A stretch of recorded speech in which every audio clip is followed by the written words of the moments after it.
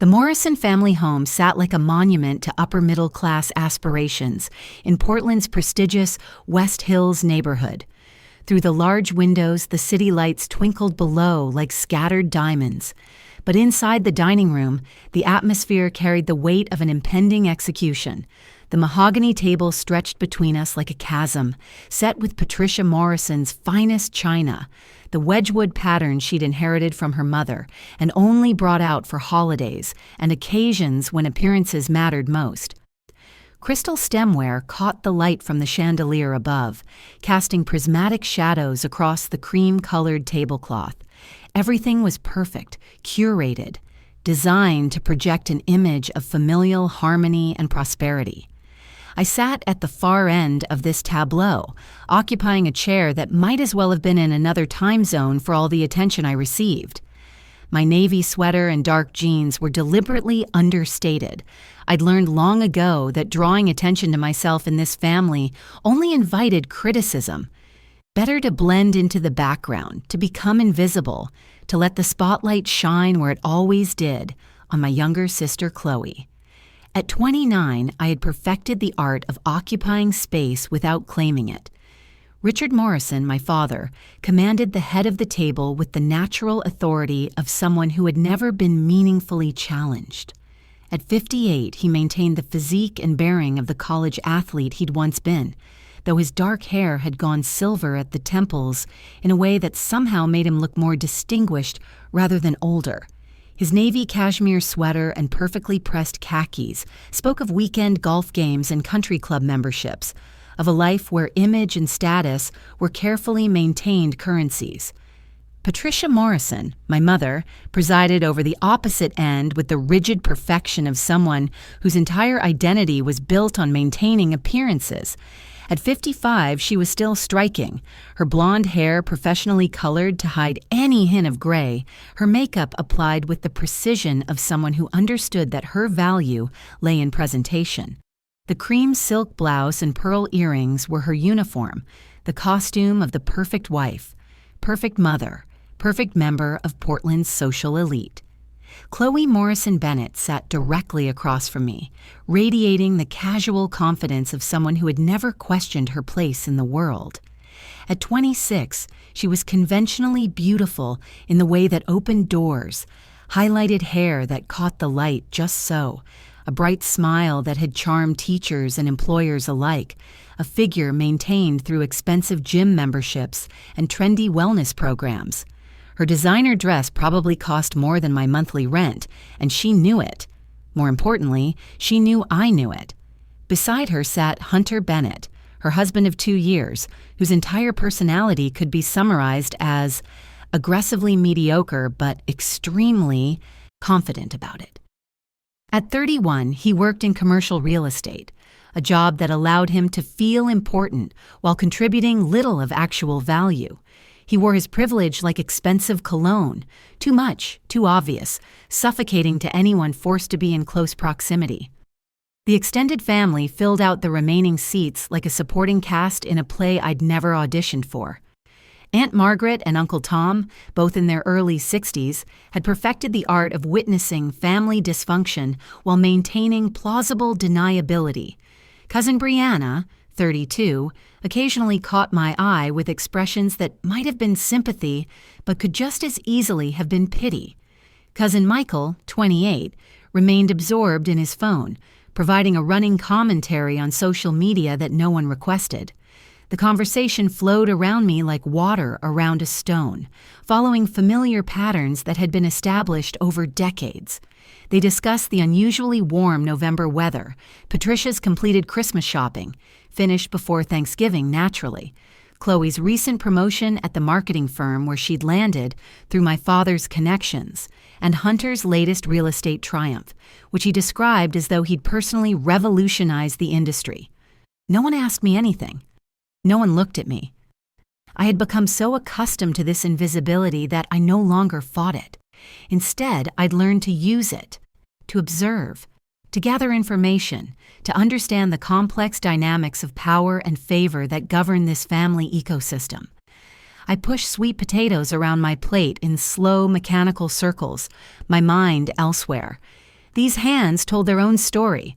No manicure, short practical nails, the faint calluses of someone who typed 12 hours straight, the slight tremor of chronic stress and insufficient sleep. These were hands that had built something substantial, though no one at this table knew it yet. My father cleared his throat, a sound that immediately commanded attention from everyone except me.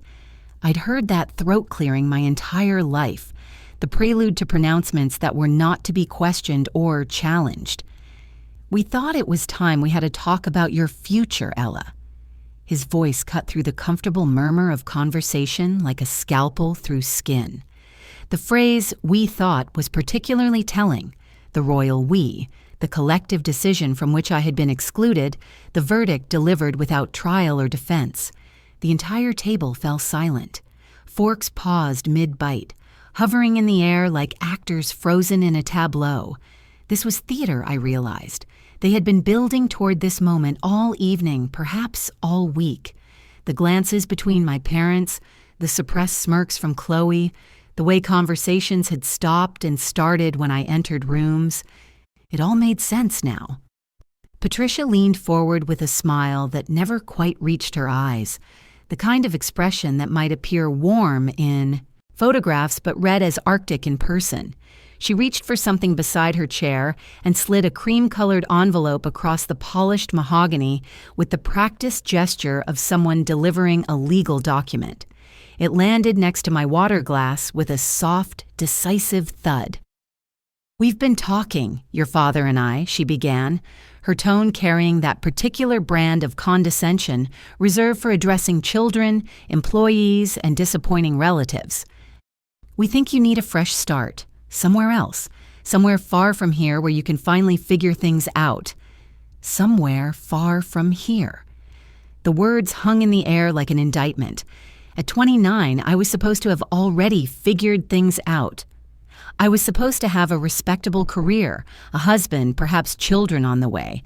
I was supposed to have become someone they could be proud of, someone they could mention at dinner parties without having to make excuses or change the subject. Instead, I had become someone they needed to explain away. I stared at the envelope without touching it, as if physical contact might make this moment more real than I could bear to acknowledge. My heart began to race, not from surprise, but from the confirmation of something I'd sensed building for months. "What is this?" I asked quietly. Across from me, Chloe's smile widened as she pulled out her phone with the casual cruelty of someone who had never experienced real consequences. She angled the device toward me, and I caught the small red recording light glowing like a malevolent eye. Of course she was filming this. Of course she wanted to capture this moment, to preserve my humiliation for posterity, to have irrefutable proof that she, the golden child, had finally and definitively won. My father's impatience was palpable. "Open it." I reached for the envelope slowly, feeling the weight of 12 pairs of eyes on me. Inside was a check for $10,000, written in Patricia's perfect cursive, and beneath it a one-way plane ticket to Austin, Texas, dated for the following Monday, 4 days from now. $10,000, Patricia announced, as though she were bestowing a royal honor rather than paying someone to disappear. "That should be more than enough to get you settled somewhere new. We picked Austin because it's affordable and has opportunities for people like you." People like you. The phrase landed like a physical blow. People who had failed to meet expectations. People who needed to be managed, redirected, removed. The condescension in her voice was so thick it might as well have been a physical presence at the table. "We think it's best if you leave Portland," Richard added, his tone suggesting this was a rational business decision rather than a personal rejection. "You've been struggling here for years, Ella. Your little tech thing hasn't gone anywhere. You're 29 years old and you're still living like a college student. Frankly, it's embarrassing." Your little tech thing. 5 years of 70-hour work weeks, of teaching myself advanced programming languages, of pitching to investors who looked through me like I was made of glass, of building something from absolutely nothing, reduced to your little tech thing. It's embarrassing. Not "we're concerned about you," not "we want to help you succeed." It's embarrassing. To them. My struggle, my unconventional path, my refusal to conform to their narrow definition of success, these weren't sources of concern, but sources of shame. I looked down at the check in my hands. $10,000, a one-way ticket. They were paying me to disappear, purchasing their relief, buying my absence from their lives. Chloe giggled from across the table, still recording. Hunter smirked beside her, shaking his head with an expression of performative pity that made my stomach turn. What they didn't know, what they couldn't possibly imagine because they had never bothered to pay attention to my actual life, was that 8 hours earlier, I had signed the final paperwork to sell my company for $8.5 million. The film employs a series of quick cuts, revealing Ella's secret journey over the past 5 years. 5 years earlier, a cramped studio apartment, barely 400 square feet, furnished with second-hand furniture and determination. Ella sits at a custom-built desk with multiple monitors, teaching herself machine learning algorithms from online courses, surviving on instant ramen and black coffee. 4 years earlier, Ella's first pitch competition. She's terrified, her presentation rough around the edges, but her passion is undeniable. She doesn't win, but she learns, absorbing every criticism and using it to improve. 3 years earlier, a small breakthrough. 3rd place in a startup competition, a modest seed funding round. Ella cries in her car afterward, not from sadness, but from the overwhelming relief of finally being seen, even by strangers.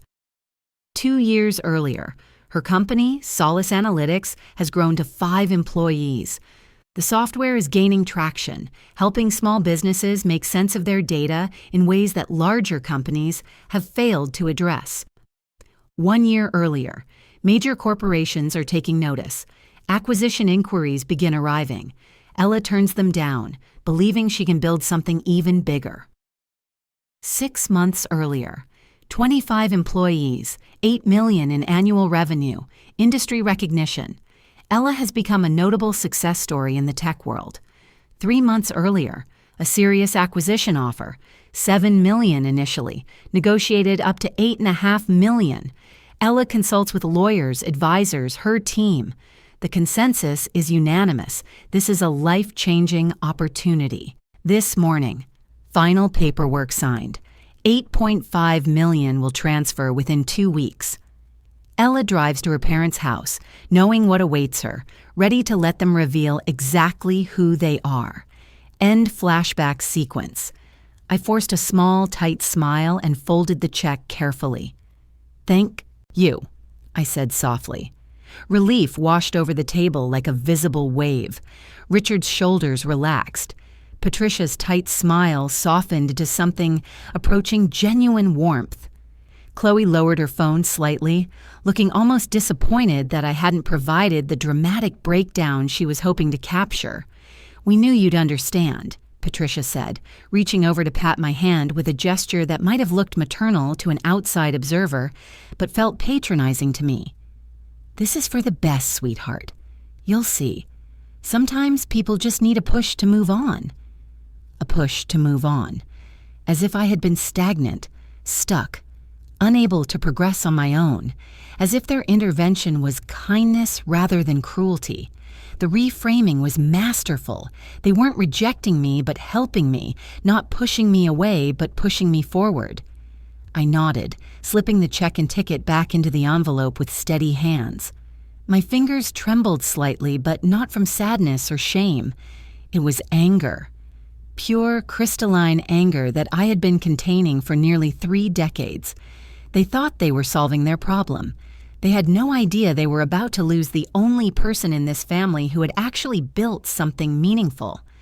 I glanced at Chloe, who was still holding her phone, probably already composing the social media caption about her tragic sister, finally accepting reality.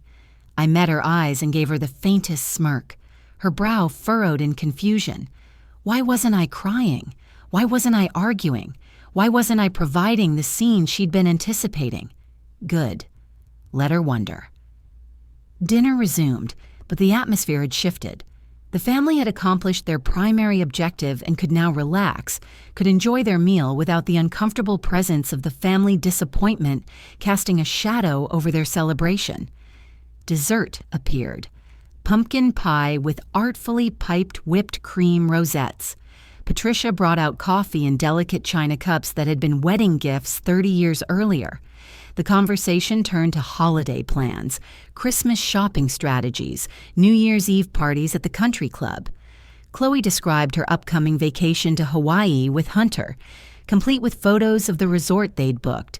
Patricia discussed her new holiday decorations, purchased during a shopping trip to Seattle. Richard mentioned a golf tournament he was organizing for his business associates.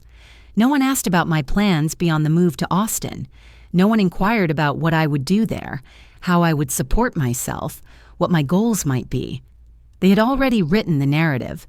Ella would go to Austin, would struggle for a while as she always had, might eventually find some modest employment, and would hopefully stay far enough away that they wouldn't have to think about her anymore. I sat quietly, observing the family dynamics I'd been studying my entire life, the way Hunter's hand rested possessively on Chloe's shoulder, claiming ownership. The satisfied glances Richard and Patricia exchanged, the look of people who had successfully handled an unpleasant but necessary task. The careful way my aunt and uncle avoided making eye contact with me, as if my failure might be contagious. "Thank you for the check," I said during a lull in conversation, my voice carrying just the right note of humble gratitude. "And the ticket. I really do appreciate it." My father set down his coffee cup with a satisfied clink. "We're glad you're being reasonable about this, Ella. We were worried you might take it the wrong way." "Not at all," I replied, arranging my features into an expression of acceptance. "I think a fresh start is exactly what I need." Patricia's relief was visible. "I'm so glad you understand, sweetheart. You've been stuck in Portland for too long, spinning your wheels. A change of scenery will do you good. Maybe you'll even meet someone." Chloe snorted softly into her wine. "Yeah, maybe you'll actually find something that works out for once." I turned to her, my smile never wavering. "Maybe." My calm demeanor was clearly unsettling her. She'd expected tears, anger, a scene worth documenting and sharing. Instead, I was composed, almost serene. It didn't fit the script she'd prepared in her mind. Hunter leaned back in his chair, swirling his wine with the casual arrogance of someone who had never faced real adversity. "Honestly, Ella, this is probably the best thing that could happen to you. Sometimes people need a hard reset, a chance to start over where nobody knows them." The condescension was breathtaking.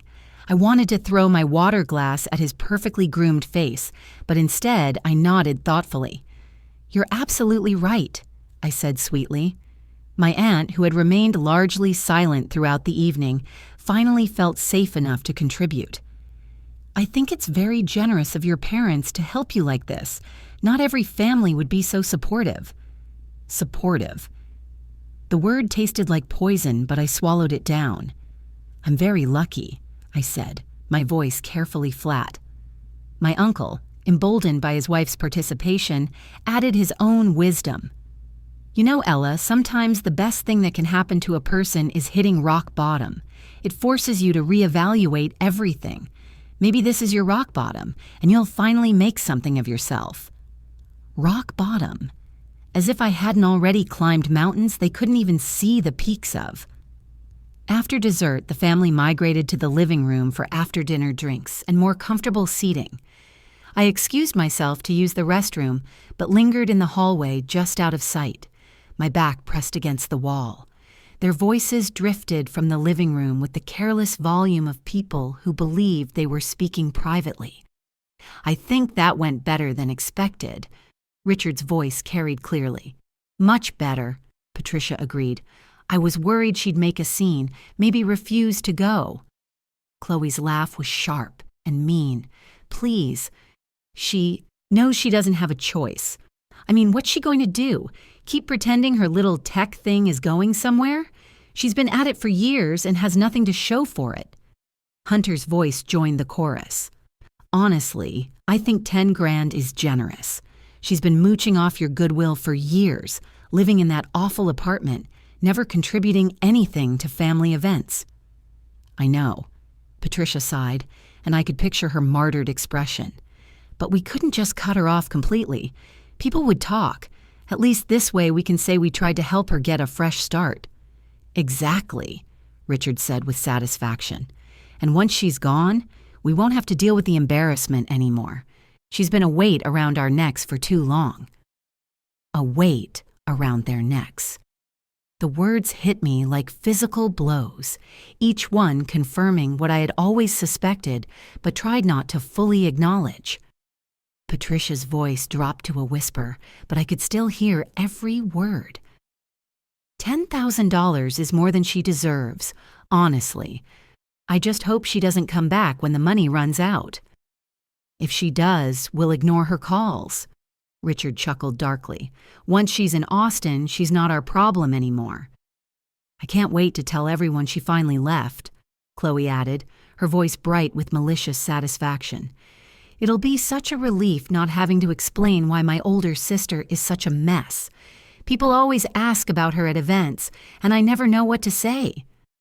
Hunter's laughter was cruel. Just tell them she moved away to find herself or whatever. That's what people say when their relatives are failures. I stood frozen in the hallway, my hands clenched into fists, so tight my nails drew blood from my palms. More than she deserves. Not our problem. Such a mess. Failures.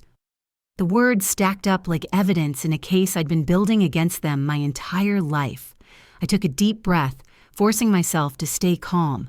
I couldn't afford to lose control now, not when I was so close to the perfect revenge, not dramatic or loud, but quiet and absolute. In 3 days, they would understand exactly what they had done. I returned to the living room, my face carefully neutral.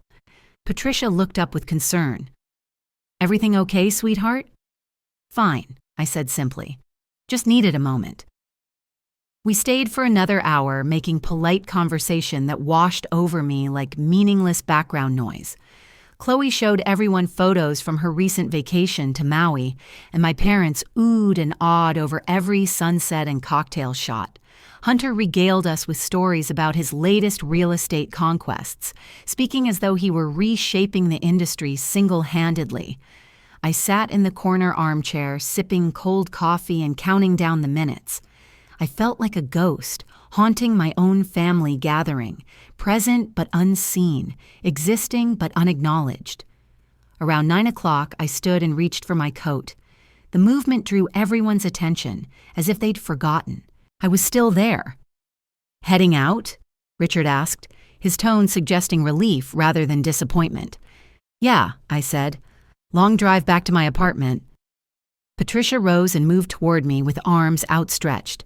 The hug was stiff, performative, the kind of gesture that photographed well but felt empty. Her perfume was overwhelming, floral and cloying, like flowers left too long in water. Good luck in Austin, Ella. We'll miss you. The lie was so blatant I almost laughed. They wouldn't miss me. They would be relieved by my absence, grateful for the problem solved, happy to have one less source of embarrassment in their carefully curated lives. Thanks, Mom, I said, my voice deliberately flat. Chloe waved from the couch without bothering to stand. Send me pics when you get there. Sure, I said, knowing I would do no such thing. Hunter raised his glass in a mock toast. To new beginnings. I walked out the door and didn't look back. The cold November air hit my face like a blessing, sharp and cleansing after the suffocating atmosphere inside. I walked to my car, a 10-year-old Honda Civic with 180,000 miles and a passenger door that stuck, and sat for a moment with my hands on the steering wheel.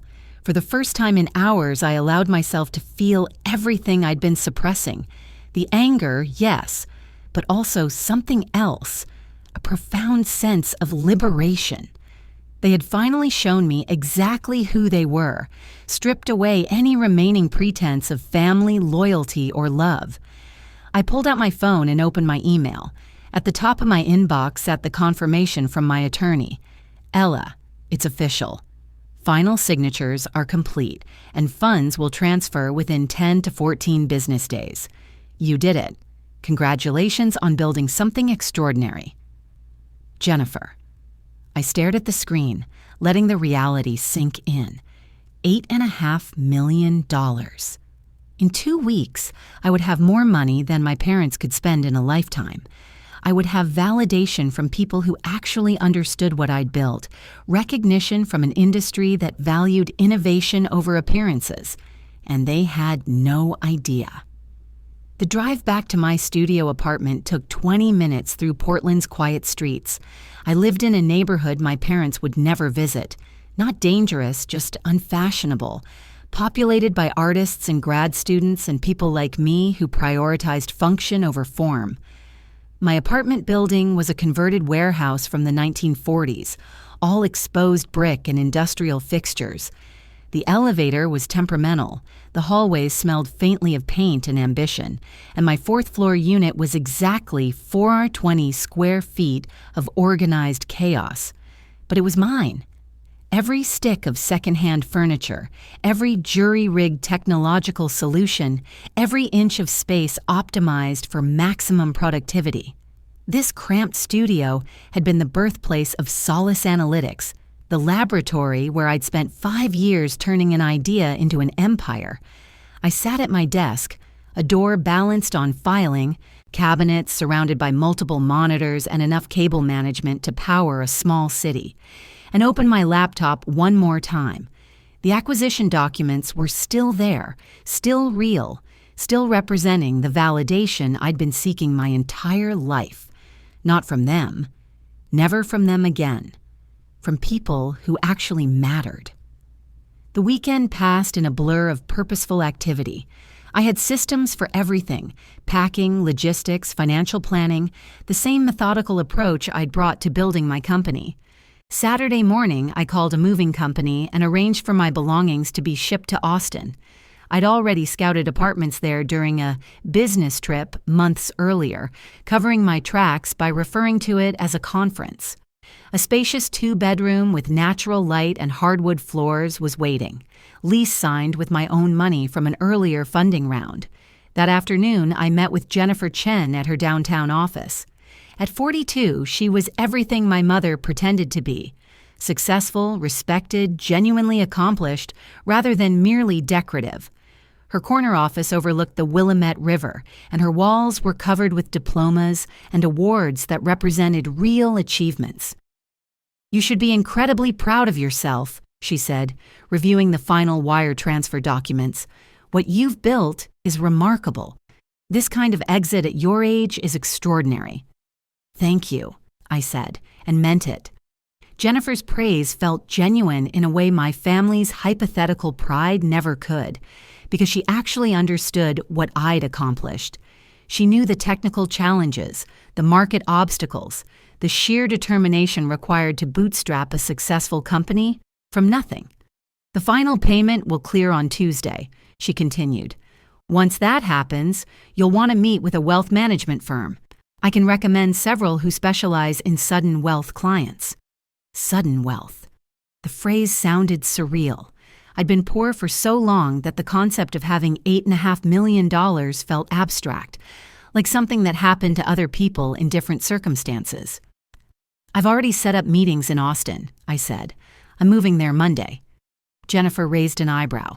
Quick turnaround. Running from something? Or towards something? "Both," I said with a small smile. She studied me for a moment, her expression knowing. "Just remember, you earned this. Every penny. Don't let anyone make you feel otherwise." The words carried weight beyond their surface meaning. Jennifer had worked with enough entrepreneurs to recognize the signs of family dysfunction, the careful way I'd avoided mentioning support systems throughout our months of working together. Sunday, I walked through my apartment one last time, taking inventory of 5 years of memories. The desk where I'd written my first lines of code, the corner where I'd cried after my third investor rejection, the window where I'd stood at 3 a.m. debugging a critical, error that could have killed the company. This place had witnessed my transformation from family disappointment to tech entrepreneur. It deserved better than abandonment, but it also represented a chapter I was ready to close. I packed the last box and labeled it simply, Past. Monday morning, I boarded the plane my parents had purchased, settling into seat 23C with a laptop bag and a carry-on containing everything that mattered. The irony wasn't lost on me. They were paying for my escape to a better life, funding their own irrelevance. As the plane lifted off from Portland International Airport, I looked down at the city disappearing beneath the clouds. Somewhere down there, my parents were probably having coffee and congratulating themselves on a problem successfully solved. Chloe was likely posting inspirational quotes on Instagram about tough love and enabling versus empowering. They had no idea what was coming. During the 2-hour flight, I worked steadily on my laptop, planning my next moves with the same systematic approach I'd used to build solace. I made lists, practical things like banking relationships and tax strategies, but also dreams I could now afford to pursue. Travel extensively, take classes for pure intellectual curiosity, support causes that mattered, mentor entrepreneurs who reminded me of my younger self, brilliant, driven, and systematically underestimated by people who should have known better. Austin greeted me with sunshine and warmth, a stark contrast to Portland's November drizzle. The city had a reputation for embracing people who didn't fit conventional molds, for valuing innovation over appearances. I felt immediately at home in a way I never had in Portland. My new apartment was everything my studio wasn't: spacious, modern, flooded with natural light.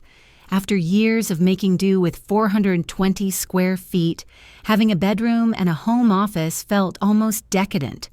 I could have furniture that wasn't secondhand. I could have space to breathe. I spent the first 2 days setting up my new life, exploring my neighborhood, finding the coffee shop that would become my second office. Austin was vibrant and welcoming, full of creative energy and entrepreneurial spirit. People here understood that success came in many forms, that innovation often looked like failure to those who couldn't see beyond conventional metrics. On Wednesday morning, exactly 3 days after Thanksgiving, I was sitting in a cafe 2 blocks from my apartment when my phone started buzzing. It began with a single vibration, then another, then a continuous, angry hum that made other customers look over with annoyance. Text after text, call after call. My mother, my father, Chloe, Hunter, extended family members I hadn't heard from in years. I ignored them all and opened my news app. There it was, front and center on the business section. Founder Ella Morrison to lead innovation division at tech giant. Below the headline was my professional headshot, taken 6 months earlier when I'd finally invested in looking the part of a successful CEO.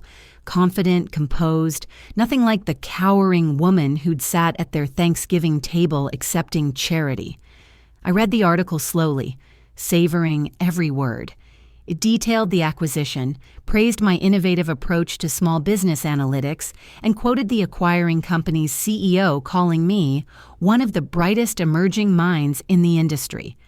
An analyst was quoted saying, "What Ella has accomplished with minimal institutional backing is nothing short of remarkable. This acquisition represents not just financial success, but validation of her technical vision and business acumen." My phone buzzed again, a voicemail from my mother. I played it on speaker. "Ella, sweetie, we just saw the news. Why didn't you tell us? This is incredible. Call us back as soon as you can. We need to talk. We're so proud of you. So proud." So proud. 3 days ago, I was an embarrassment. Today, I was a trophy they wanted to claim. I deleted the voicemail without hesitation. Another buzz. Text from Chloe. "OMG, Ella." I had no idea. "Why didn't you say anything? Call me right now." I blocked her number. My father's voicemail was next, his tone a mixture of pride and barely concealed calculation. "Ella, this is your father. We need to discuss this acquisition immediately. There are financial implications, tax considerations, estate planning issues. This is serious business. Call me." Of course, he was already thinking about how to get a piece of my success, how to position himself as an advisor, how to claim credit for raising such a successful daughter. I deleted that message too. Over the next hour, my phone became a symphony of desperation. 67 missed calls, over 150 text messages. Family members who hadn't spoken to me in years suddenly remembered my existence. From my aunt, "Ella, your mother is beside herself. Please call her, she loves you so much." From my uncle, "Congratulations on your success. Your parents are thrilled. Please reach out." From cousins I barely knew, "So proud to be related to you. Can't wait to catch up." The sudden flood of attention was as nauseating as the years of neglect had been painful. I opened a new message to my mother and typed a single sentence: "I'm fine. Don't contact me again." Then I blocked her number. I did the same for my father, Hunter, and every extended family member who had sat silently while my parents humiliated me. The block list grew. My peace expanded with it. Word spread quickly through Portland's interconnected business and social circles. Within hours, my acquisition was being discussed at dinner parties, country clubs, and coffee shops throughout the city. People who had known my family for decades were asking uncomfortable questions. Why hadn't Richard and Patricia mentioned their daughter's success? Why had they seemed so eager to get rid of her? How had they not known about a company that was apparently worth millions? The Thanksgiving video didn't help their cause. Chloe, in a moment of spectacular short-sightedness, had posted a brief clip to her Instagram story the night of the dinner. Just a few seconds. My father explaining that, "Portland isn't working out for you." My mother sliding the envelope across the table with barely concealed satisfaction. And Chloe's own caption overlaid in stylish font. When your older sister still hasn't figured out her life at 29, she deleted it the next morning, but the internet never forgets. Someone had screen recorded it, and by Wednesday afternoon, the clip was circulating through Portland's social media networks with increasingly critical commentary. The contrast was damning. There I was in the news articles, a successful entrepreneur who had bootstrapped a revolutionary analytics platform. There they were in the video, parents treating that same entrepreneur like dead weight, literally paying her to leave their lives. The clip never went fully viral, but it traveled far enough to reach the people who mattered most to my parents, their social circle, their business associates, their carefully cultivated network of appearances and status. The fallout was swift and merciless. My mother's book club, which had been meeting for 15 years, quietly disbanded after too many awkward silences, when novels about complicated family relationships came up for discussion. Her garden club suggested she might want to take some time to focus on family matters. The country club, where she'd been a member for 2 decades, began finding reasons why her committee appointments were no longer available. My father watched as longtime consulting clients took their business elsewhere. One former client who had read about my success reportedly told him, "If that's how you treat someone in your own family who builds something from nothing, I'm not sure I trust your judgment with my company." His referral network, built over decades of networking and relationship management, dried up almost overnight. Within a month, he was forced to take a position with a former competitor at a fraction of his previous salary. Chloe's situation was perhaps the most dramatic. Her company's HR department received anonymous messages with the Thanksgiving video attached, along with questions about whether her behavior aligned with their stated values of respect and inclusion. The promotion she'd bragged about at Thanksgiving was quietly rescinded. She was demoted back to her previous role, then found herself increasingly isolated as colleagues distanced themselves from the woman the internet had labeled cruel and petty.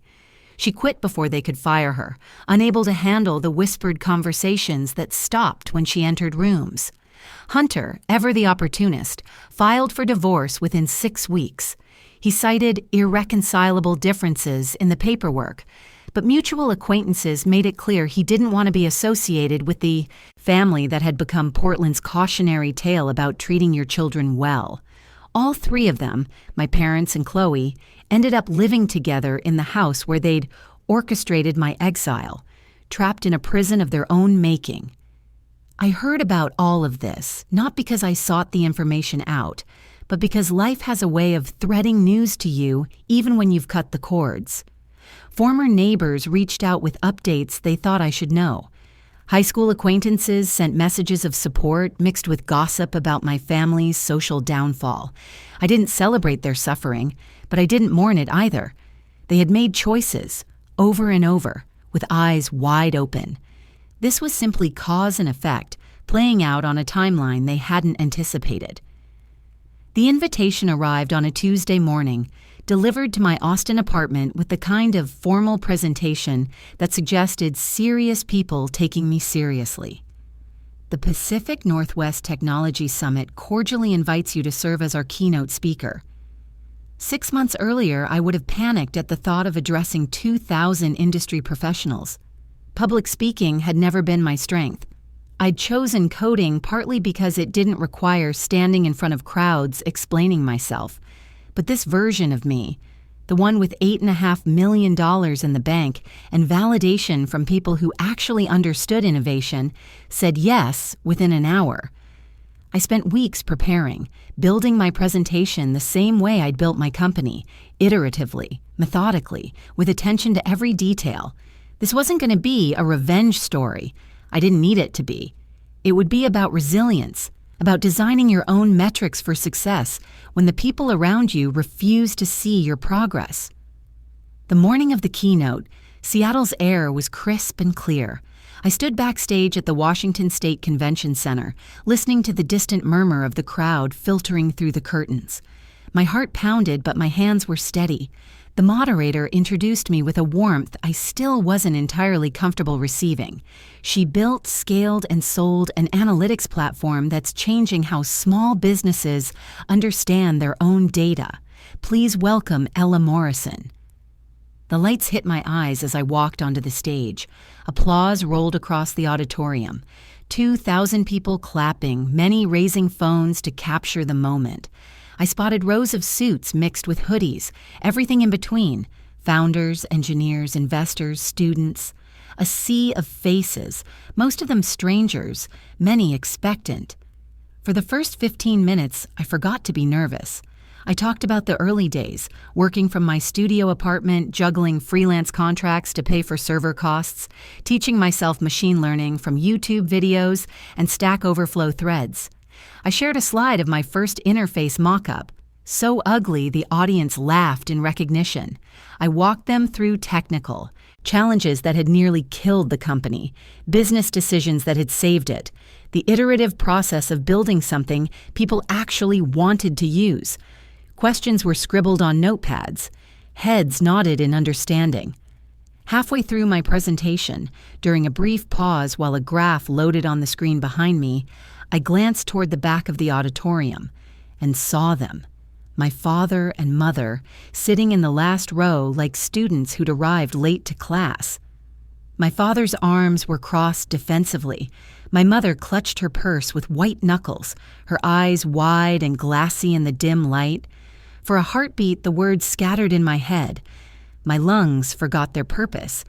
Then I remembered who I was. I found my next sentence on the confidence monitor and kept going. I didn't look at them again. I focused on the founder in the front row who was nodding as I described the decision to focus on a niche market instead of chasing enterprise clients too early.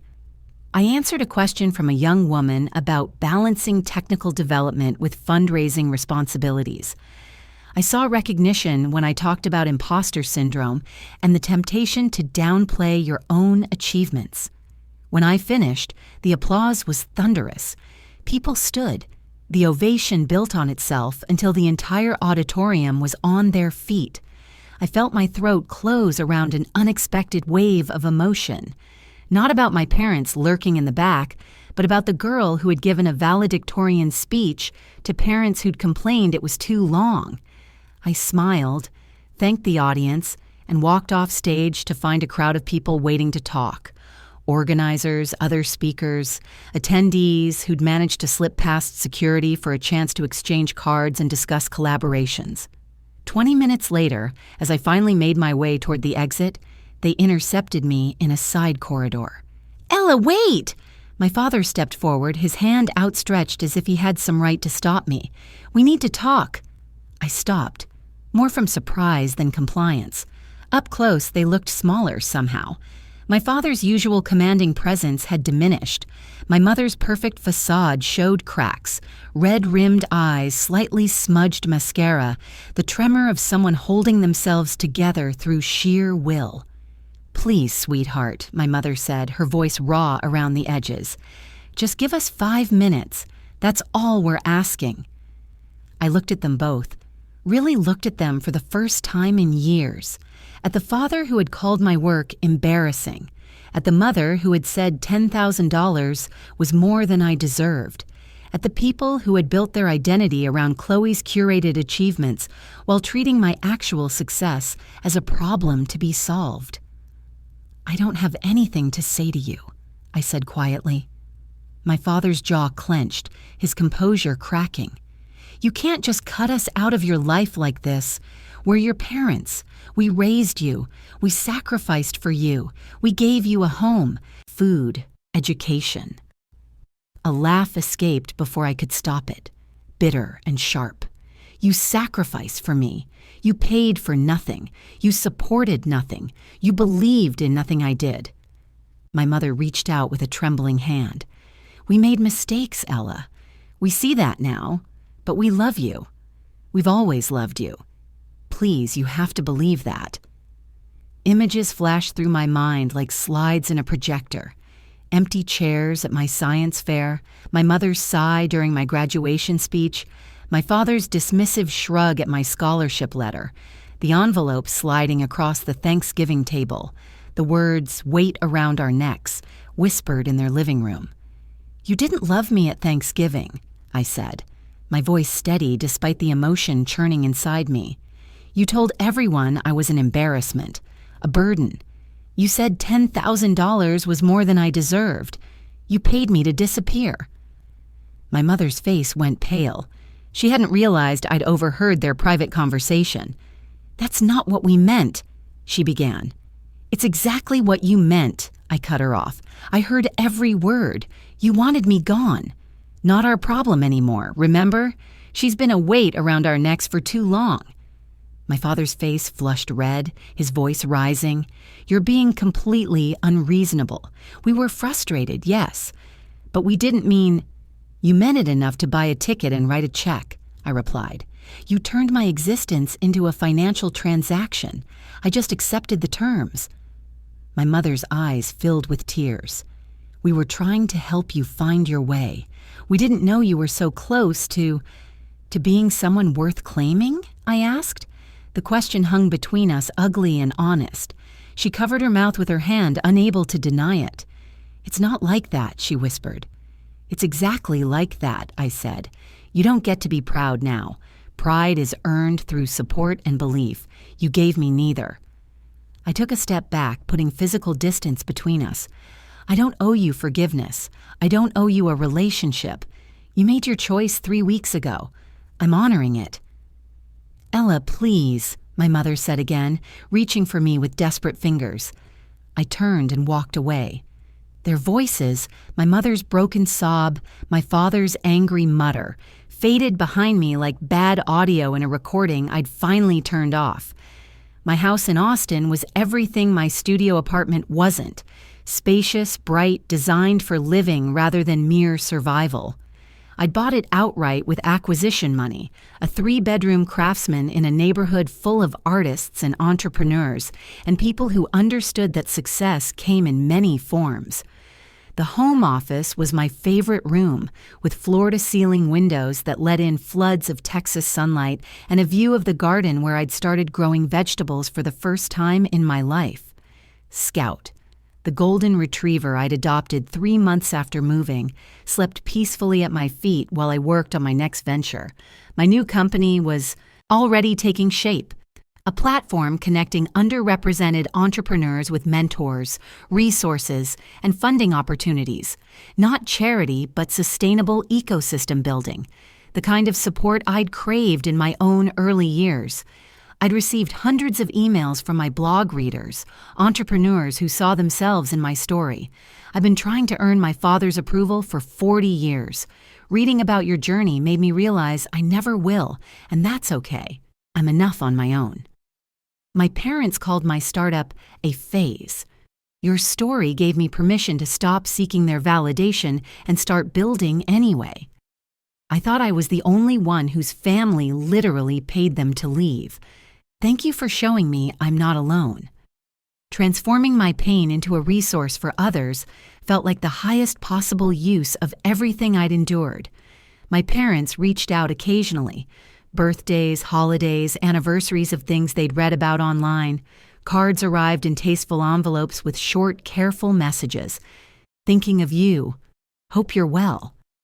Happy birthday, Ella. We love you always. Sometimes I opened them. Sometimes I didn't. I never responded. I didn't maintain the silence to punish them, but to protect the peace I'd built. Letting them back in would have meant re-injuring parts of myself I'd worked hard to heal. 6 months after Seattle, my phone rang from an unknown number. Normally, I let those go to voicemail, but something made me answer. Hello? A pause. Then a familiar voice, older and thinner than I remembered. Ella, it's your father. I said nothing, waiting. I wanted to apologize, he said slowly, his words careful and deliberate. Truly, genuinely apologize. Not because we want something from you, but because I need you to know that I was wrong. We were wrong. About everything. His voice cracked, and I realized he was crying. We've been doing a lot of thinking, your mother and I, about how we treated you. How we dismissed everything you were building. How we... He paused, struggling. How we paid you to leave. I can't believe we did that. I don't recognize that version of myself, but I know it was me. I closed my eyes, feeling something shift inside my chest. Not forgiveness, exactly, but acknowledgement. We failed you, Ella, he continued, as parents, completely. You didn't deserve any of it. I appreciate the apology, I said carefully, but it doesn't change anything. I understand, he said quickly. I don't expect you to forgive us. I don't expect you to welcome us back into your life. I just needed you to hear it from me. We were wrong. You deserved better. There was a long pause filled with the weight of 30 years. Your mother wanted to call herself, but she couldn't stop crying when we talked about it. Chloe, too. We're all living with the consequences of what we did. Good, I said quietly. You should be. Another silence. This one somehow lighter. Is there anything at all, we could do to make this right? He asked, desperation creeping into his voice. No, I said simply. What's done is done. I heard him take a shaky breath. I understand. Despite everything, I want you to know, we're proud of what you've accomplished. You don't get to be proud, I said firmly. Pride is something you earn by showing up, by supporting, by believing before the results prove you right. You weren't there. You're absolutely right, he said, his voice barely a whisper. I hesitated for a moment, then said, softer than before, goodbye. And I hung up. I sat there for a minute, phone in my hand, Scout's warm weight against my leg grounding me in the present. For the first time since Thanksgiving, I didn't feel anger when I thought about them. I felt something quieter, cleaner, completion. Not the brittle satisfaction of revenge, but the deep peace of a story properly ended. Outside my window, Austin's afternoon light painted everything gold. I had built a life beyond their comprehension, achieved success beyond their imagination, and found happiness beyond their reach. The revenge I'd taken wasn't destruction, it was creation. Building something so substantial that their absence became the punishment they inflicted on themselves. I grabbed Scout's leash. "Come on, boy, let's go for a walk." We stepped into the Texas sunshine, into the life I'd built with my own hands, my own mind, my own unshakable determination to become everything they said I could never be. And I had done it completely without them. The girl who had sat at that Thanksgiving table clutching a check and a one-way ticket had finally, truly, completely found her way home. And her.